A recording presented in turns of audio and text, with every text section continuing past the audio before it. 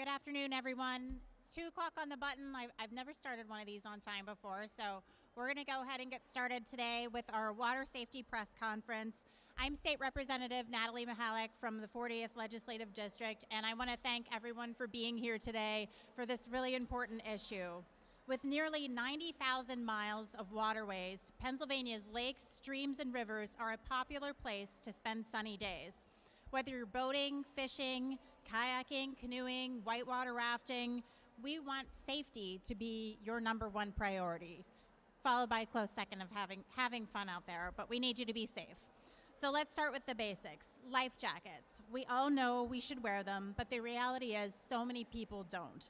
90% of water fatalities occur in individuals not wearing a life vest.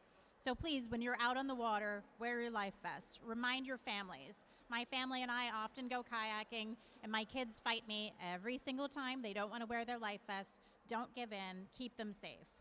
Even if you are wearing a life vest, there are plenty of hidden dangers lurking in the water that many people are unaware of. We hope to change that in Pennsylvania. We want our residents to know what's out there and what they can do to protect themselves. I want to start with a story about a Peters Township graduate, James D'Angelo. On July 4th, 2021, James was out enjoying the water, celebrating the holiday, swimming near a boat docked at a Washington County marina. The marina was providing power to the boats docked there, and because of the power, electrical currents were running through the water. As James unknowingly swam through the current, he became unresponsive and later died due to what is called electric shock drowning, or ESD. When a low-level current passes through your body, it can create enough force that can cause skeletal muscular paralysis, leading to suffocation. These currents are silent, they are invisible, and they are absolutely deadly. Another hidden danger in our waterways is the presence of a low-head dam. 3 years ago, I had never heard of a low-head dam, and just for reference, I have on this photograph right here a picture of the Dock Street Dam, which you can walk to from the Capitol in just a few minutes, and you can't really notice that there's a dam there. It's actually pleasant looking. It looks like an infinity pool, but this dam has claimed 29 lives. Again, 3 years ago, never heard of a low-head dam. I had an intern at my office at the time. Her name was Claudia. She is with us today. But I was informed back then that she needed to take some time off to visit her Uncle John, who was in the hospital. Now, no longer an intern, but a full-time legislative aide, Claudia Huber is here with me, along with several members of her family that I'm going to allow her to introduce. But they are here today to make waterways safer in Pennsylvania in memory of their beloved Uncle John. Claudia has worked tirelessly, raising awareness and making change. She is on a mission, and I'm going to turn it over to her now so she can share her uncle's story with all of you. Thank you. I wanted to start by mentioning all of my family who's here today in honor of my uncle, but we've all had a personal connection to him, and I just wanted to take a moment to say what that is for each of us here.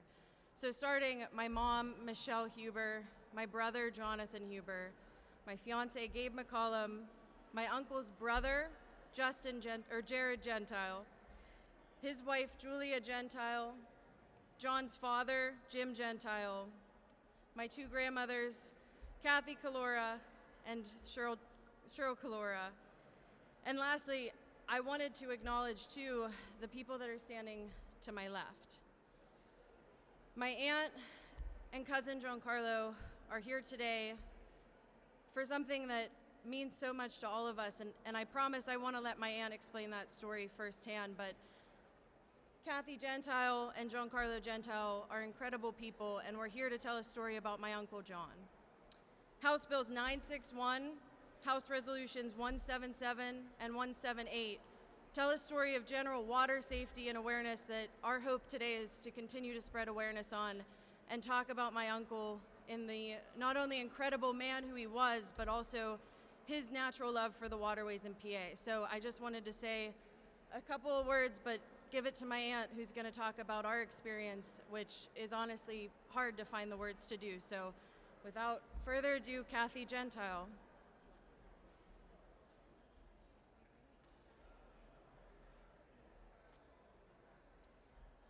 Not as tall as you guys, sorry. Good afternoon.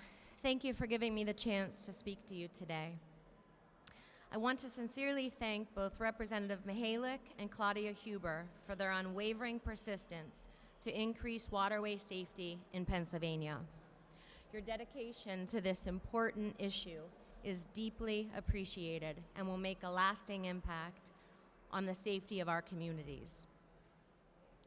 Today, as I look out at all of you, I wonder how many of you are husbands.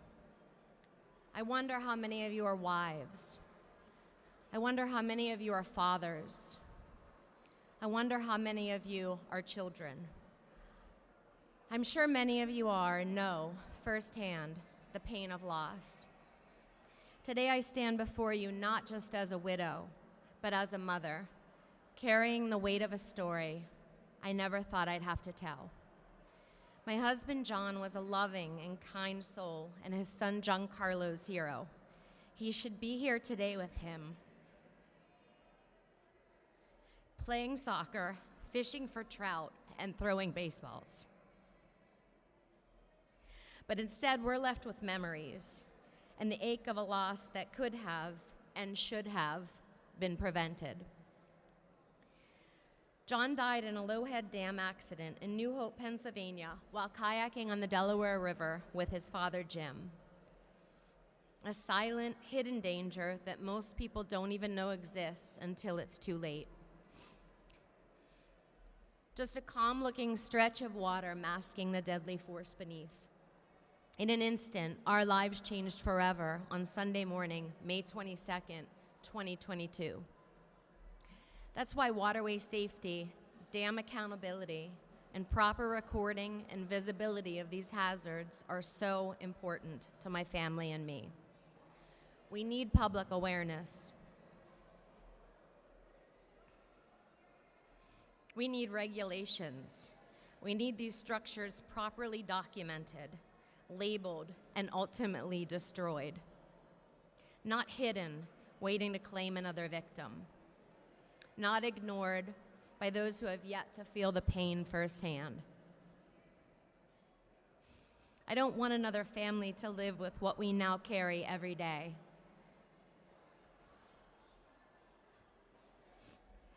Together, we can fight to make sure John's death wasn't in vain. Together, we can push for change so that no one else is blindsided by a danger that could be made visible and preventable. This isn't a partisan issue. It's not about aligning with one political party or another. Saving lives is something we can all agree on. It's about people. Husbands, wives, fathers, mothers, and children. It's about love, loss, and doing better, because we know better. So let's do better together. Thank you.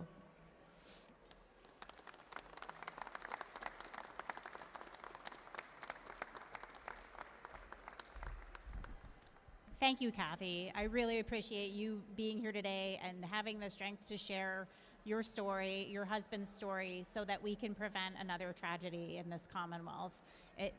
These consequences are real. We have to raise awareness. We have to let our residents know across the Commonwealth, again, 90,000 miles of waterways, that there are real dangers, and sometimes those dangers are hidden from the naked eye. So I really appreciate you and your entire family being here to make a positive change in this Commonwealth. I would next like to introduce Kurt Kreider, who is the acting chief of the Division of Dam Safety at the Pennsylvania Department of Environmental Protection. That's all right. Good afternoon, everyone. As the representative said, my name is Kurt Kreider. I'm the chief of the Division of Dam Safety in the Department of Environmental Protection. Also with me today is Dominic Rocco, our director of the Bureau of Waterways Engineering and Wetlands, under which the Dam Safety Division is housed, and a couple of our other Dam Safety Division staff members. I'd first like to start by thanking you for joining us today.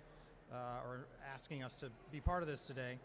And especially want to thank the representative for her interest in public safety at dams in general, and also public safety around dams.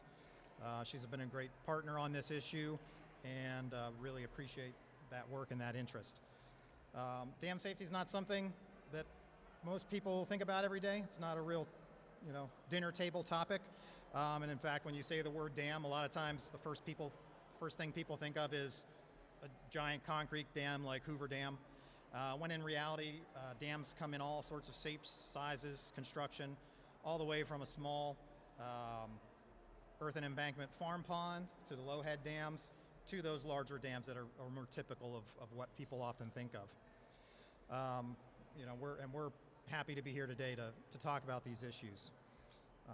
While you would rightly think of the Department of Environmental Protection as primarily an environmental agency, the Division of Dam Safety, our primary mission is a direct public safety mission to protect the lives and property of Pennsylvanians.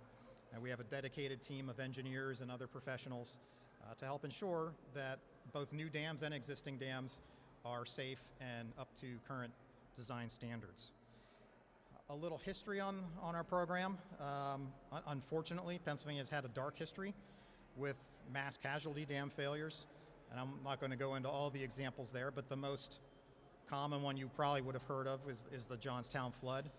And in that single event, we lost 2,200 Pennsylvanians and at a cost of $324 million of damage in today's dollars. Out of those and other tragedies, we did develop the first dam safety program here in the country in 1913 in Pennsylvania. And just coming up in a couple weeks is May 31st, which is National Dam Safety Awareness Day. And that's held every year on May 31st, which coincides with the anniversary of the Johnstown flood. In 1978, the department did a significant revamp of its dam safety regulations, and that was a result of numerous dam failures throughout the country, including the Laurel Run Dam failure, also here in Pennsylvania. In that failure, 47 people lost their lives, and damages of $50 million in today's dollars. We are one of the most flood-prone states in the nation. As has been mentioned, there's about 90,000 miles of stream here in Pennsylvania, which is second nationally only to Alaska. For comparison, that's a little over the third of the way to the moon. So that's a lot of waterways and a lot of opportunity for dam building, which we certainly had here in Pennsylvania for the last 300 some years since Pennsylvania was first established as a colony. The average dam age in Pennsylvania is 77 years, and a design life for a dam is 50 years. So you can see that these dams are getting older and older, becoming disrepaired, and breaching or passing their design lives. Currently, over 1.5 million Pennsylvanians live downstream and work downstream of a dam that potentially could cause loss of life or property destruction. And today, Pennsylvania does continue to be a national leader in addressing public safety for dams, including low-head dams. Since the passage of that 1978 law that I mentioned, Pennsylvania's modern dam safety program, we have not fortunately had any major dam failures that caused a loss of life from a dam failure. However, the issue of low-head dams and loss of life at those dams does continue to be an issue, and that's part of what all of those aspects are what we work for in the Division of Dam Safety every day. We currently regulate over 3,400 dams here in the Commonwealth that are meet regulatory requirements and that we're aware of. 741 of those are high hazard dams, which means that if they would fail for any reason, they would cause loss of life. That's 22% of that total number. We also have 289 significant hazard dams, which would not likely cause loss of life, but would maybe wash out roadways or destroy property. And then the remainder of those are the low hazard dams. Typically, you would not consider a loss of life or property damage with those. However, don't let that low hazard classification throw you off. because when we're talking about low-head dams, as we are here today, and you've heard a perfect example of the tragedies that can happen with these low-head dams, most of them are categorized as low hazard because it's based on a failure, and that's a kind of a national standard. But they are the most frequent dams that cause a loss of life. Currently in Pennsylvania, we have in our inventory of low-head dams 265 low-head dams. It used to be significantly more than that. And the reason for that is Pennsylvania has been a national leader in what we call public safety around dams, which are these issues, people recreating around dams, not realizing the dangers there. And we've also been historical leader in dam removals. And a lot of those dam removals have been low-head dams, so that's a positive. Last year we had 27 dams removed here in Pennsylvania, and typically per year we see about 10 to 20 dams removed in Pennsylvania. Our staff in the division actively work with dam owners to make their dams safer, and we also actively inform them that they don't have to keep the dam. A lot of times they don't realize it's an option to remove it, and these low-head dams are a perfect example of that.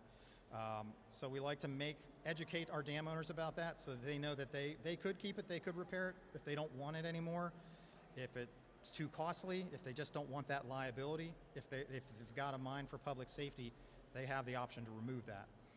Ultimately, at the end of the day, it's their decision, but we like to educate them on all the options, including removal. We're not alone in this endeavor of monitoring low-head dams. We work actively with the Pennsylvania Fish and Boat Commission and partner with them in terms of warning signs and buoys where applicable for these low-head dams. We do, and that's all based off of a law from 1998 that requires warning signs and buoys in some cases for low-head dams. And to my knowledge, Pennsylvania is the only state in the country that has a law like that requires those warning signs. So it's becoming a more known issue, and we're hoping that other states also start to take on some of those types of endeavors. Despite this fact, unfortunately, Pennsylvania also has one of the highest number of deaths to these low-head dams. And you might wonder, well, why is that? We've done all these other proactive things. And the answer to that is partly because Pennsylvania has a very high density of these low-head dams, one of the highest in the nation. There were tens of thousands of these dams built across rivers and streams across the United States in the 1700s and 1800s, and typically to power grist mills and other early industry. Of course, Pennsylvania is in large part the birthplace of the nation, and a lot of those industries started here. So we have this legacy of old infrastructure that's not used for what it used to be. On average, about 50 folks each year lose their lives to run-of-river dams nationally. In Pennsylvania, that's typically around 1 or 2 per year, sometimes more. We still have a lot of work to do with regard to increasing education and awareness of these issues, and today is a great step in that work. There's a lot of information about low-head dams. We just really want to reach a broader audience. With that mindset, the Association of State Dam Safety Officials, which is a national organization for dam safety, and of which our Pennsylvania Dam Safety Program was one of the key founders in 1984, they are currently developing a national ad campaign with regard to low-head dams and the dangers related to low-head dams to educate the public about those issues. The marketing team coming up with that is actually planning to use Bigfoot as a character to pull in kids and youth and parents, outdoors people, to kind of grab attention and really impress upon people that there is a real concern here and that they have to be aware. So to close, I'd like to say we're very happy to work with the representative. We're very happy that these resolutions are being circulated, and I want to thank her for being a great partner on this. Moving forward, we at DEP and also Fish and Boat Commission can use all your support in helping to bolster the message regarding the safety issues at these dams. And we hope that the message we're providing here today through this event gets out to others, and that those folks can also spread that message. It is a group effort to do that, and an important one. So I want to say thank you, and I'll turn it back to the representative.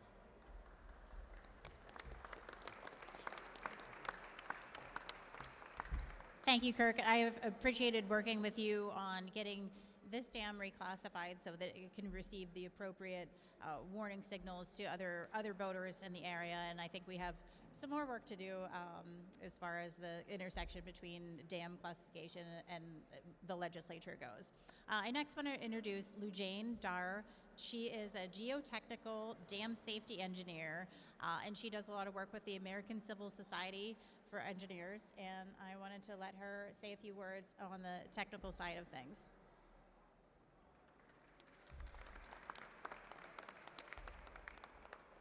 Good afternoon, and thank you, Representative Mihalek, for holding this event to talk about the importance of dam safety, especially as summer approaches, when so many Pennsylvanians will spend time enjoying Pennsylvania's beautiful rivers, lakes, and other waterways. My name is Lujane Daher, and I represent the American Society of Civil Engineers, the largest and oldest professional society of civil engineers in the United States. Our more than 160,000 members worldwide, including thousands here in Pennsylvania, work to protect the health, safety, and public welfare of people and communities through the design, construction, and maintenance of infrastructure systems we all rely on. Dams are a vital part of infrastructure, helping to improve our lives by generating power, ensuring communities have reliable water resources, and preventing catastrophic flooding. This week, the engineering and construction industry is celebrating Infrastructure Week.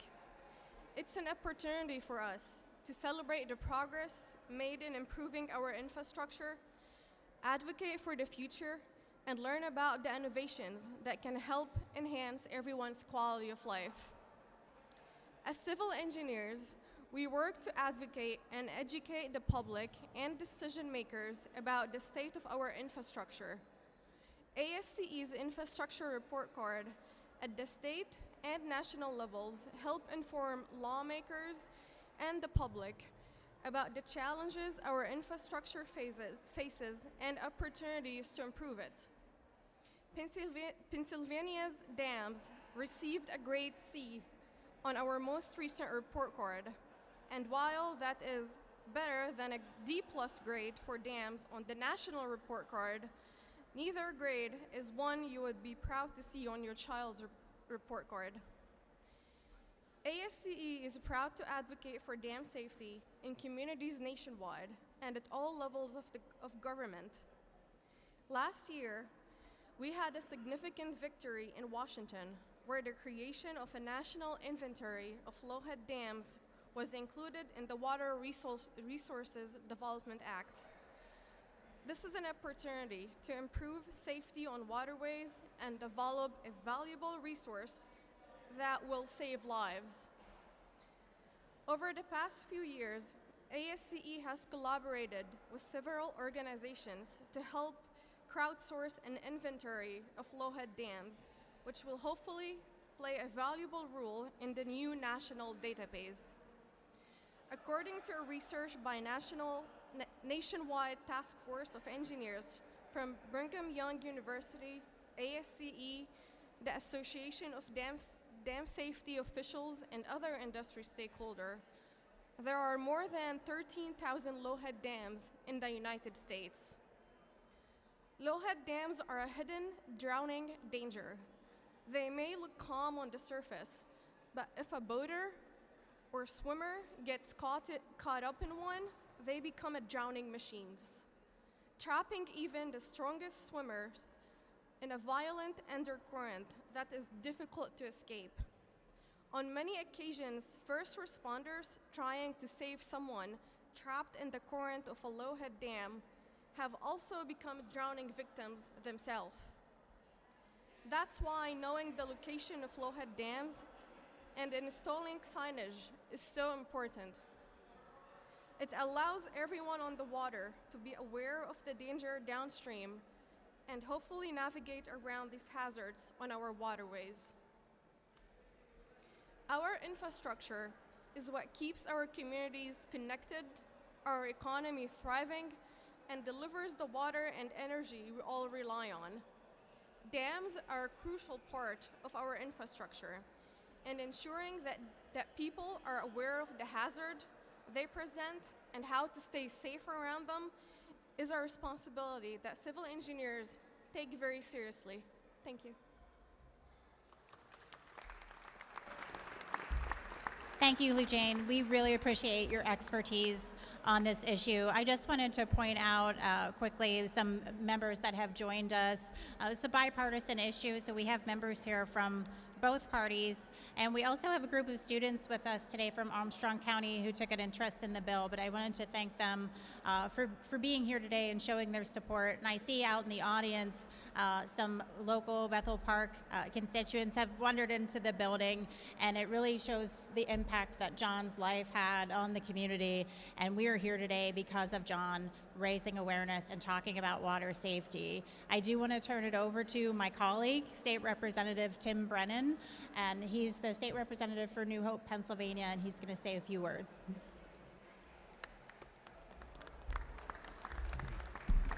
Thank you. I want to first thank Representative Mihalek for her leadership on this issue. I've seen it at our appropriations hearings. I've seen it like today on the floor, that she has been such a zealous advocate for water safety. It was bittersweet to work with her on a local problem in terms of not having notice on the Delaware River for the Lowhead Dam in New Hope, and to finally, after many meetings, at least have notice of that, and we're looking forward to further improvement. I also want to recognize our PEMA director, Randy Padfield, is here in the background.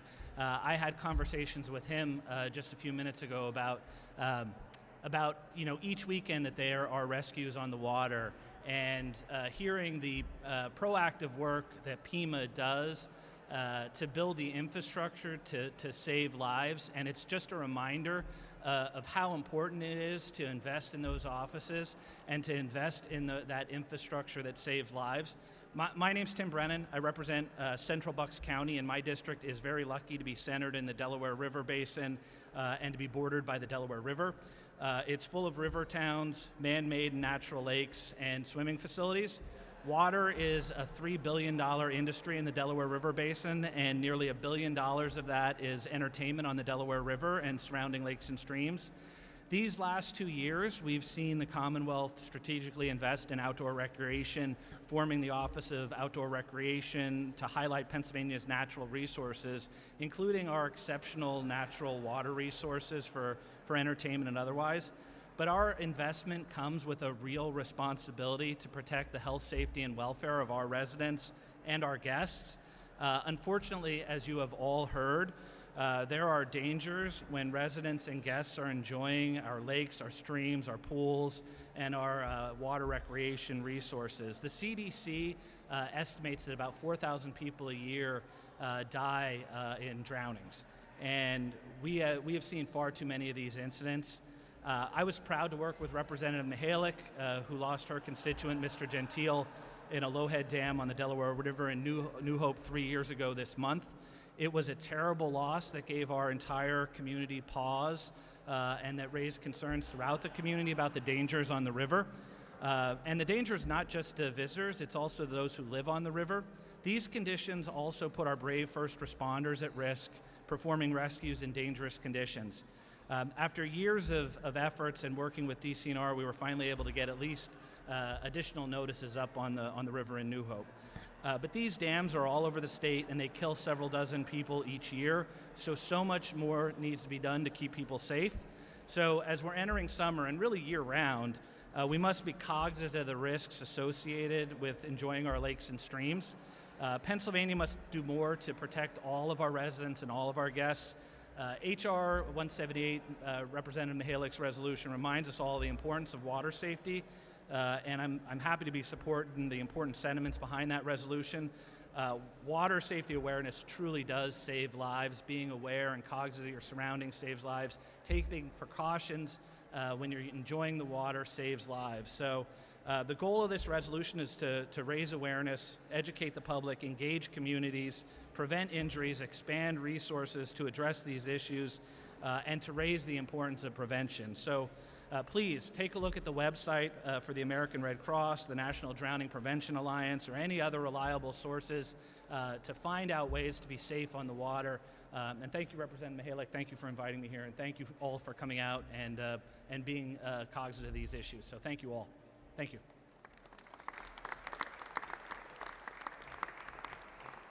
Thank you. And with that, we would take any questions. If not, we'll conclude this press conference. Thank you all for being here.